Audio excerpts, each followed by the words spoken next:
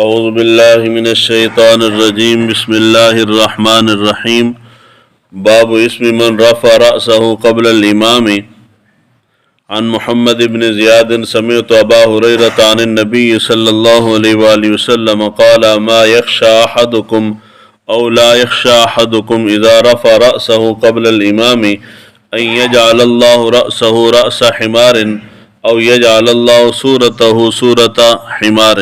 اس شخص کے گناہ کے بارے میں جو امام کے سر اٹھانے سے پہلے اپنا سر اٹھا لیتا ہے، اس کے تحت روایت ہے۔ حضرت ابو ہریرہ رضی اللہ تعالیٰ عنہ روایت کرتے ہیں، حضور صلی اللہ علیہ وآلہ وسلم نے ارشاد فرمایا کہ کیا تمہیں اس بات سے ڈر اور خوف نہیں آتا کہ تم میں سے کوئی شخص امام کے سر اٹھانے سے پہلے اپنا سر اٹھا لے، اللہ تعالیٰ اس کا سر جو ہے وہ گدھے کے سر جیسا بنا دے، اور اللہ تعالیٰ اس کی صورت جو ہے وہ مسخ کر کے اس کی صورت گدھے کی صورت جیسی بنا دے۔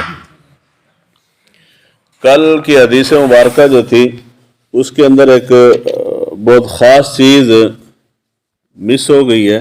حدیث مبارکہ کے الفاظ سے فلما اکثر الناس تصفیق التفت، جس وقت حضور صلی اللہ علیہ وآلہ وسلم تشریف لائے تو اکثر لوگوں نے یعنی صحابہ نے دوران نماز تالیاں بجائیں۔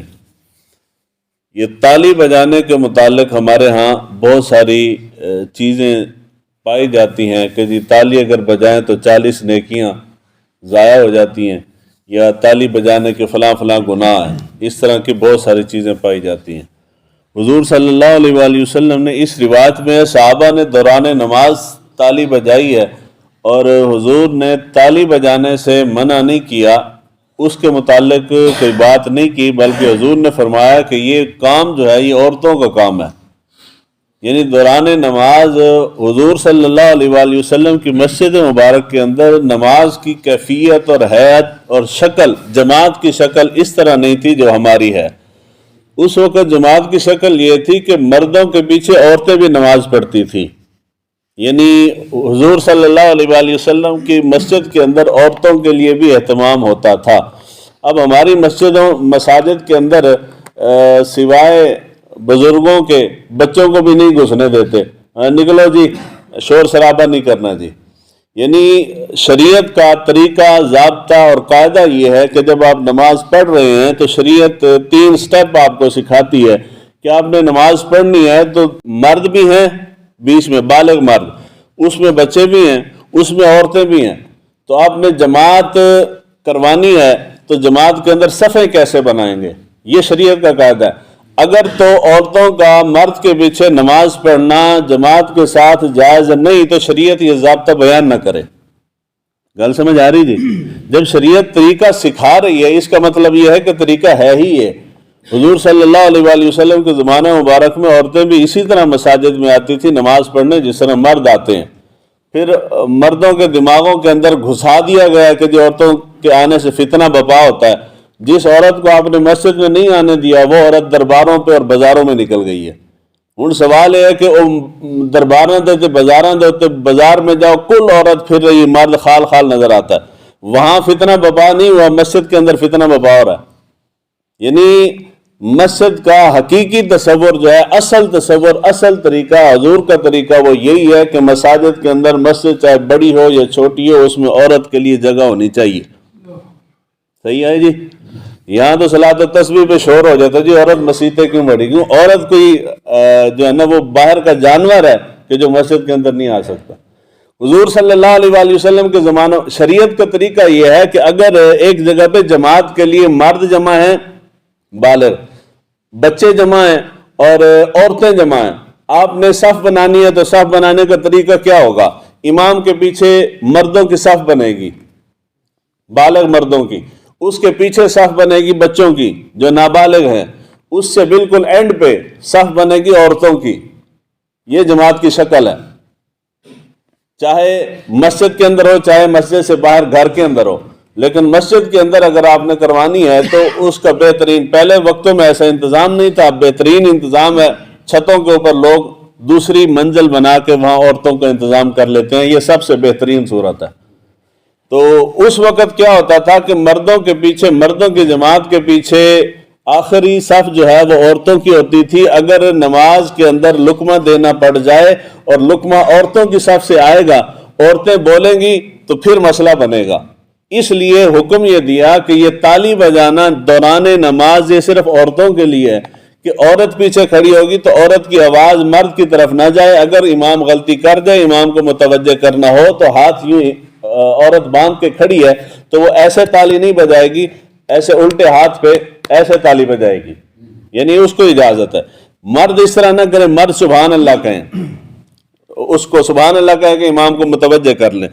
نماز کے علاوہ اگر تالی بجانا ممنوع ہوتا یا کوئی ایسا فعل ہوتا تو حضور تالی بجانے سے بھی منع کر دیتے. تو تالی بجانا ممنوع نہیں ہے. قرآن مجید فرقان حمید کی سورہ الاعراف ہے، اس کے اندر مشرکین کی مذمت کی گئی ہے تالی بجانے پہ. اس سے لوگوں نے استدلال کیا ہے کہ جی تالی بجانا جو ہے یہ اچھا عمل نہیں ہے. وہ جو مشرکین کی مذمت کی گئی ہے وہ مذمت اس لیے کی گئی ہے کہ وہ بیت اللہ میں تالیاں بجاتے تھے اور دوران طواف بجاتے تھے. اس چیز کی اللہ تعالیٰ نے مذمت کی ہے.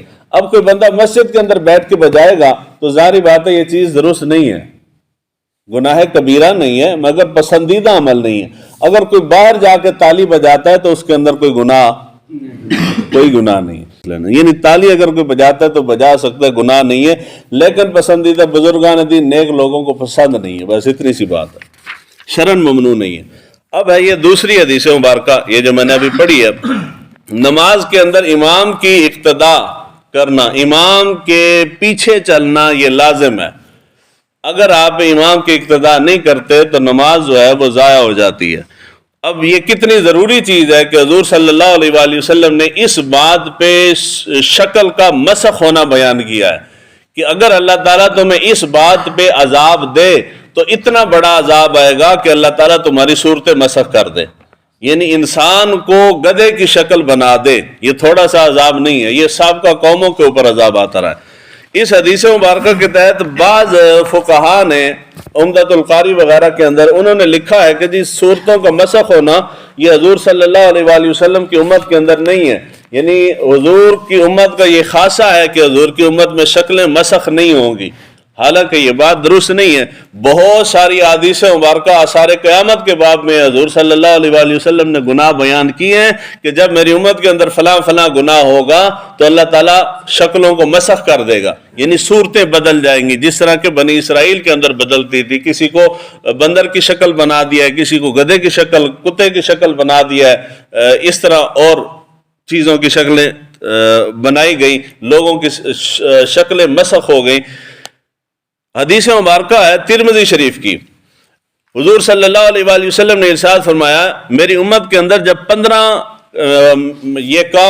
کام آئیں گے تو اس وقت اللہ تعالیٰ کا عذاب جو ہے وہ لوگوں کے اوپر امت پہ حلال ہو جائے گا. تو صحابی رسول حضرت علی شیر خدا روایت کرتے ہیں، پوچھا گیا یا رسول اللہ وہ 15 کام کون سے ہیں؟ جب وہ 15 کام آئیں تو اللہ تعالیٰ کا عذاب آئے گا. آپ نے ارشاد فرمایا سب سے پہلے فرمایا جب مال غنیمت کو ذاتی دولت بنا لیا جائے اور امانت کو مال غنیمت بنا لیا جائے، زکوٰۃ کو جرمانہ بنا لیا جائے، بیوی کی اطاعت کی جائے اور ماں کی نافرمانی کی جائے، دوست سے نیکی اور باپ کے ساتھ بدی کی جائے، مساجد میں آواز بلند کی جائیں، قوم کا سردار ذلیل ترین شخص ہو، کسی کے شر کی وجہ سے اس کی عزت کی جائے، شراب پی جائے، ریشم یعنی ریشمی کپڑا پہنا جائے، گانے والی رکھی جائیں یعنی گلوکارائیں، آلات غنا کا استعمال ہو، گانے بجانے کے آلات جو ہیں ان کا استعمال ہو، امت کے آخری لوگ پہلے لوگوں پر لعنت کریں، بس اس وقت تم سرخ آندھیوں کا، زمین میں دھنسنے کا اور صورتوں کے مسخ ہونے کا انتظار کرو. یعنی اگر مسخ، صورت کا مسخ ہونا یہ امت کے اندر نہ ہوتا تو حضور اس طرح ارشاد نہ فرماتے. حدیث مبارکہ صحیح ہے ترمذی شریف کی حدیث نمبر 2210 ہے. اس کے بعد اس سے اگلی حدیث 2211 کے اندر یہی روایت ہے. ایک چیز کا حضور نے اضافہ فرمایا ہے کہ جس وقت دین کے علم کے علاوہ دوسرے علوم حاصل کیے جائیں اس وقت بھی اللہ تعالیٰ کے عذاب کا انتظار کرو. ساری دنیا علم حاصل کر رہی ہے. لوگ کہتے ہیں کہ جی بہت پڑھا لکھا ہمارا معاشرہ ہے. وہ پڑھا لکھا کسی معنی میں نہیں آتا اگر آپ دین سے دور ہیں. بہت خاص شے ہے. جب آپ دین کو چھوڑ کے دوسرے علوم کو فوقیت دیں گے، اہمیت دیں گے اور دین کو چھوڑ دیں گے تو اس وقت بھی اللہ کا عذاب آئے گا. تو لوگ آپ دیکھ لیں، آپ دین سکھانے، دین مفت بھی سکھانے کے لیے بیٹھ جائیں نا تو لوگ سیکھنے کو تیار کوئی نہیں ہے. پیسہ دینا تو بڑی دور کی بات ہے. اب ایک بچہ سپارہ پڑھنے آتا ہے نا، ماں باپ اس کو سپارہ بھی اپنی جیب سے لے کر نہیں دیتے، وہ کہتے ہیں مسجد سے چک لی جا کے. یعنی آپ باقی ہر چیز کے لیے آپ کے پاس پیسے ہیں، آپ سکول کا نصاب، کتابیں، وردیاں، شردیاں، ہر شے لے کے دینے کو تیار ہیں، مگر بچے کو قرآن مجید پڑھانا ہے یا سپارہ پڑھانا ہے وہ بھی نہیں لے کے دینا. یعنی دین کو اتنا ہم نے سائڈ پہ کر دیا. اور اس کے بعد حضور صلی اللہ علیہ وآلہ وسلم، تیسری حدیث ہے، حضور صلی اللہ علیہ وآلہ وسلم نے ارشاد فرمایا کہ اس امت میں زمین میں دھنسنا بھی ہے، صورتوں کا مسخ ہونا بھی ہے اور پتھروں کا برسنا بھی ہے. تو صحابہ نے پوچھا یا رسول اللہ یہ کب ہوگا؟ تو حضور صلی اللہ علیہ وآلہ وسلم نے ارشاد فرمایا کہ جب گانے والیوں اور آلات غنا اور شراب نوشی کا ظہور ہوگا. یہ بھی ترمذی شریف کی حدیث ہے، 2212 حدیث کا نمبر ہے. یعنی یہ صورتوں کا مسخ ہونا اور پتھروں کا برسنا امت پہ اجتماعی عذاب ہے، اور صورتوں کا بدل جانا، یہ جیسے جیسے گناہ کی کثرت ہوگی تو یہ عذاب آئیں گے، انفرادی طور پہ بھی اور اجتماعی طور پہ بھی. لیکن اس طرح نہیں آئیں گے جس طرح بنی اسرائیل کے اندر آتے تھے. وہ صورت الگ تھی، وہ پوری قوم کا، پورے علاقے کا نیست و نابود ہو جانا، یہ پوری قوم کا، یہ پورے شہر کی شکل مسخ ہو جانا ایسا نہیں ہوگا. جو گناہ کے اندر ملوث ہوں گے ان کی شکلیں بدل دی جائیں گی، یہ ہے. لیکن یعنی وہ اصل صورت نہیں ہوگی. تو حضور صلی اللہ علیہ وآلہ وسلم نے یہاں اتنی سی بات جس کو ہم بالکل معمولی سمجھتے ہیں کہ امام کے حرکت کرنے سے پہلے انسان رکوع میں چلا گیا، امام کے اٹھنے سے پہلے کھڑا ہو گیا، امام سجدے میں گیا نہیں تو بندہ سجدے میں چلا گیا، امام سجدے سے اٹھا نہیں تو بندہ سجدے سے اٹھ گیا.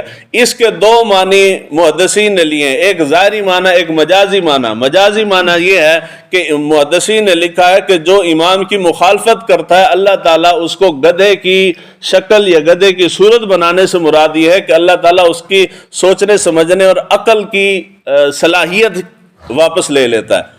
انہیں انہوں گال سمجھ کوئی نہیں آتی. یعنی گدھا ہے نا، گدھے کو جب تک ڈنڈا نہیں ماریں گے اس کو سمجھ نہیں آئے گی. تو جو امام کی مخالفت کرتا ہے اللہ تعالیٰ اس سے سوچنے سمجھنے کی صلاحیت لے لیتا ہے. یعنی بے وقوف ہو جاتا ہے بندہ، پاگل ہو جاتا ہے، انہوں عقل کم نہیں کر دی. ایک یہ مجازی معنی ہے، اور دوسرا ظاہری معنی یہ ہے کہ جب لوگ اس طرح اجتماعی طور پہ کرنے لگ جائیں گے تو پھر اللہ تعالیٰ سخت عذاب جب دے گا. اللہ تعالیٰ ہر ایک کو عذاب سے بچائے، ہمیں بھی بچائے حضور کے وسیلے سے. لیکن جب اللہ تعالیٰ عذاب دے گا تو عذاب یہی ہے کہ اللہ تعالیٰ اگر چاہے تو وہ شکلوں کو مسخ بھی کر دے گا. کوشش کرنی چاہیے نماز سیکھیں. رمضان المبارک کا مہینہ جو ہے یہ بڑا غنیمت ہے. نماز سیکھیں، اجتماعی طور پہ سیکھیں. مجھے بلا لیں، کسی کو بھی بلا لیں، جس کو آتی ہے جا کے اس کو سنا لیں جو آپ ہمیشہ پڑھتے ہیں. یہ سنائیں گے تو بہت ساری غلطیاں نکل آئیں گی. قرآن مجید درست کرے، نماز درست کرے، یہ بہت ضروری چیز ہے مسلمان کے لیے. اللہ تعالیٰ ہمیں دین کو سیکھنے سمجھنے کی توفیق عطا فرمائے.